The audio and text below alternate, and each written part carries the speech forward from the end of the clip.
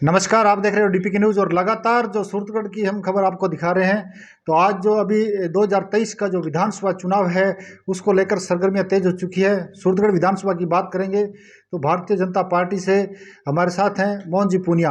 देईदासपुरा से इनका गांव है देईदासपुरा, और अभी सूरतगढ़ विधानसभा के अंदर ये यहाँ से दावेदारी कर रहे हैं भारतीय जनता पार्टी से। इनसे बात करेंगे कौन सा विजन रहेगा चुनाव का और जिसको लेकर यहाँ से टिकट मांग रहे हैं, और क्षेत्र के अंदर अभी तक जनता के अंदर ये बीच में गए तो इनको जनता का क्या आश्वासन मिला। सब चैनल के अंदर स्वागत है आपका। धन्यवाद। मोहन जी, लगातार आप टिकट का प्रयास कर रहे हो। सूरतगढ़ विधानसभा की बात करेंगे तो कौन से विजन के ऊपर ये चुनाव रहेगा और सूरतगढ़ के अंदर ऐसी कौन सी बड़ी समस्या आपको नजर आई? देखिए सुभाष जी, राजनीति में विजन तो जन सेवा ही होता है। चाहे वो कोई भी व्यक्ति है, अगर सार्वजनिक जीवन में काम करना चाहेगा तो वो जनता के लिए करेगा। और हम तो बाल्यकाल से इस काम में लगे हुए हैं, छात्र जीवन से इसी काम में लगे हुए हैं।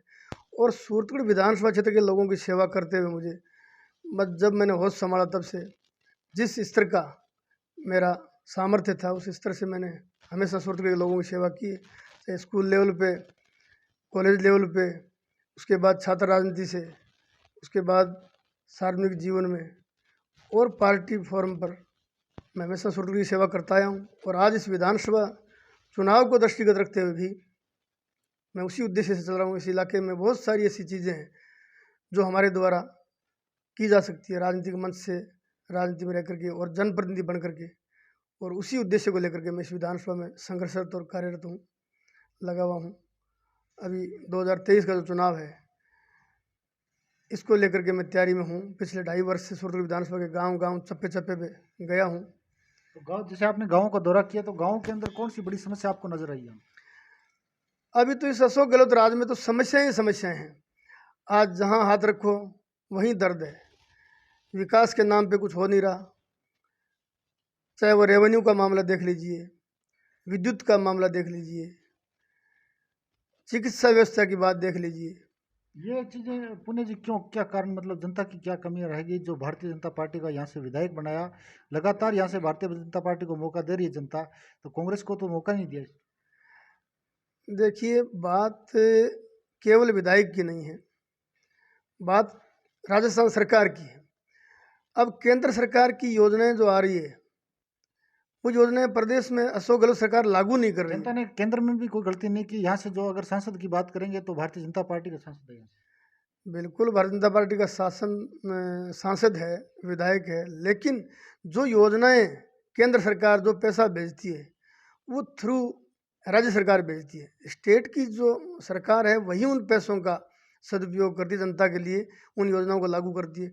लेकिन केंद्र सरकार का एक एक पैसा जो राजस्थान में जनता के लिए आ रहा है वो चैनल थ्रू आ रहा है राजस्थान सरकार के माध्यम से। और राजस्थान सरकार उन योजनाओं का कहीं पे नाम बदलती है तो कहीं पे जानबूझ के उसमें बाधाएं पैदा करती है, जिससे केंद्र सरकार की योजनाएं लागू ना हो, और लागू ना हो तो बदनाम केंद्र सरकार होगी। लेकिन आजकल जनता बहुत कुछ समझने लग गई है कि जो योजनाएं मोदी सरकार ने लागू की है उन योजनाओं को फलीभूत करने के लिए जो रोड़े अटका रही है राज्य सरकार, उसको जनता भली भांति जानती है, लेकिन समय का इंतजार कर रही है। ये जो बात कर रहे हो आप, पूरे राजस्थान की बात करेंगे 200 विधानसभा के अंदर, तो ये जो कई राजस्थान के अंदर ऐसे विधानसभा है जहाँ पे ये बातें लागू हो रही है, लेकिन कई ऐसी विधानसभा है जहाँ पे निर्दलीय विधायक जीत के गए हैं, अदर पार्टी के जीत के गए, लेकिन वो वहाँ पे ऐसी कंडीशन नहीं है।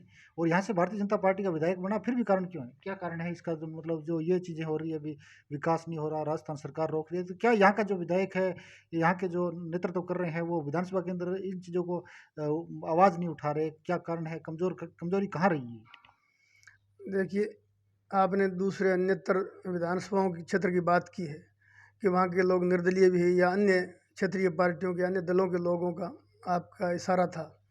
लेकिन मैं ये कहता हूँ कि वहाँ की जनता ही जानती है इन सब बातों को, क्योंकि राज्य सरकार ने ऐसे ऑब्स्टेकल पैदा कर दिए कि विधानसभा में भी वो देख देख के बोलने देते हैं।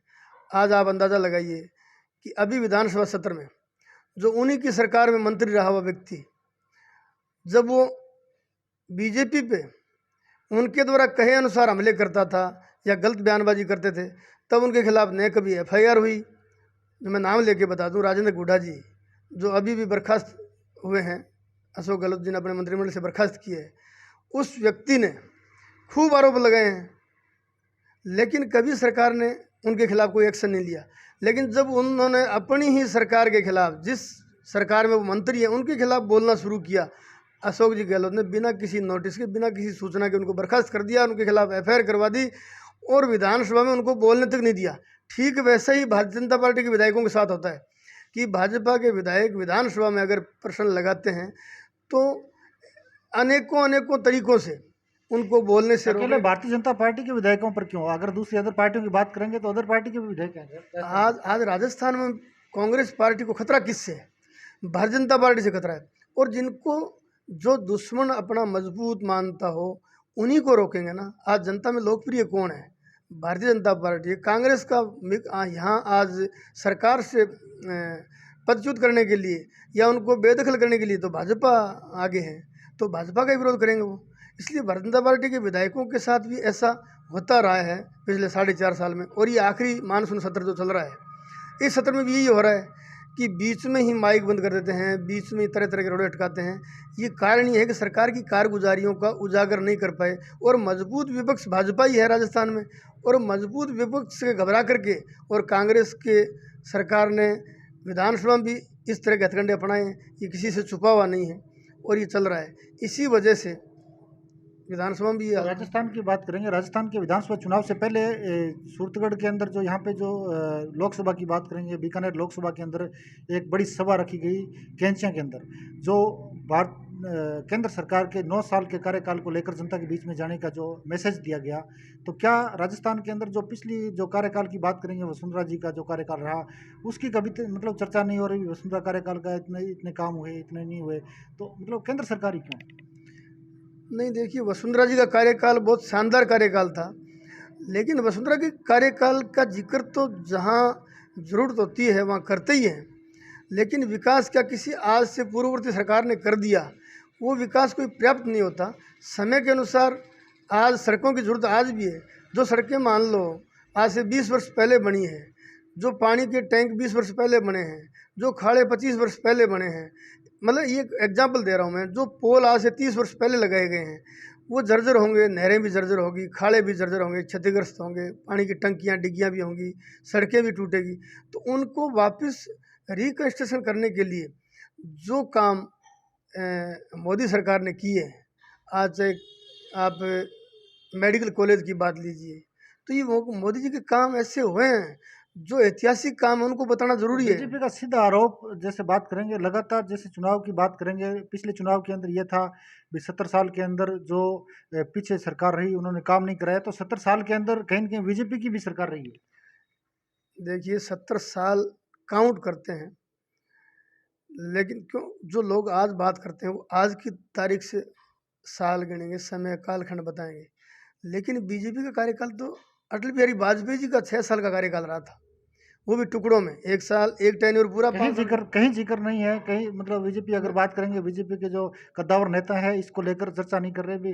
अटल बिहारी वाजपेयी भी यहाँ पे प्रधानमंत्री रहे, उनके कार्यकाल की कभी कहीं चर्चा नहीं होती। नहीं करते हैं बीजेपी के नेता कार्यकाल।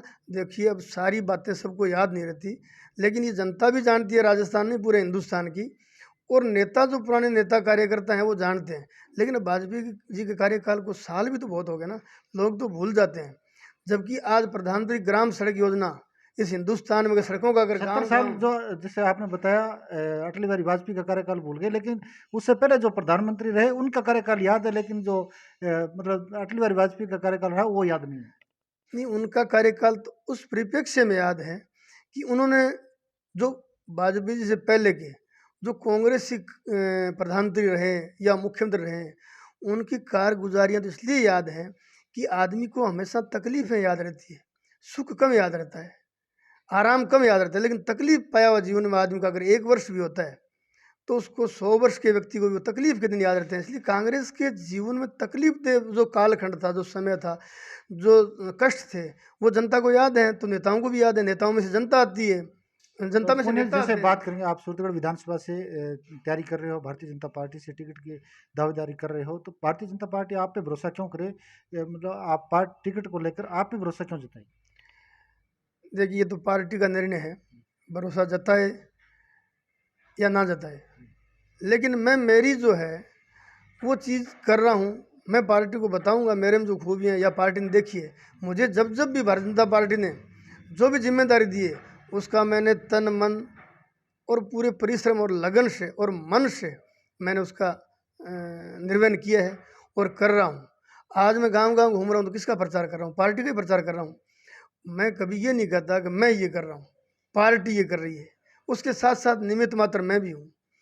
तो ये चीज़ पार्टी भी देखती है। अगर मौका मिलता है तो पार्टी के विश्वास पे खड़े रहोगे आप?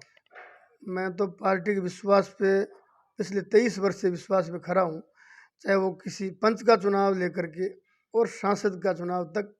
मैं तो मेरा समर्पण भाव से काम किए और करता रहा हूँ। कोई ऐसी अगर बात नहीं मौका कि मिलता है सूरतगढ़ विधानसभा में नेतृत्व करने का, तो मतलब आपने जो विजन बताया उसको लेकर और क्या आपके सामने समस्या आई, उसका समाधान होगा? नहीं, मेरे सामने समस्या तो कुछ भी नहीं आती। हमारे सामने समस्या केवल कांग्रेस सरकार है, इसके अलावा समस्या कभी नहीं थी। हम फील्ड में रोज़ घूमते हैं, चाहे एटा सिंगरा सर माइनर की बात लेके टिब्बा क्षेत्र की नहर का आंदोलन हो, चाहे फसल बीमा को लेकर आंदोलन हो, या किसी पवन शर्मा प्रकरण को लेकर के आंदोलन हो, सब आंदोलन में हमने विजयश्री हासिल की है। सरकार को तो नाक को जैसे आप दबाया है। टिब्बा क्षेत्र से आते हो, आप टिब्बा क्षेत्र बेल्ट की बात करेंगे तो लगातार जो प्रयास चल रहे हैं भी टिब्बा क्षेत्र को पानी मिलना चाहिए, एटा सिरा सर माइनर का जो लगातार आंदोलन चल रहा है उसकी, तो क्या लगता है अगर मौका मिलता है तो इसका सही समाधान होगा? बिल्कुल, देखिए एटा सिंगरा सर माइनर का आंदोलन जब से शुरू हुआ है तब से लेकर के किसान आशान्वित है और उम्मीदें हैं कि ये माइनर एक दिन निकलेगा।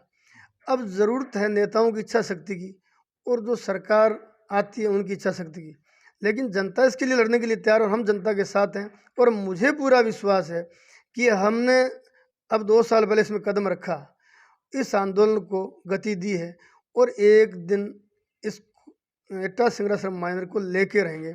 अभी हम आज से 1 महीना पहले जब जिला बनाओ अभियान समिति के तत्वाधान में चल रहे आंदोलन के परिप्रेक्ष्य में मुख्यमंत्री के विशेष सचिव से मिलने गए थे, तब हमने राजस्थान के जनरल चीफ इरिगेशन से मिले थे।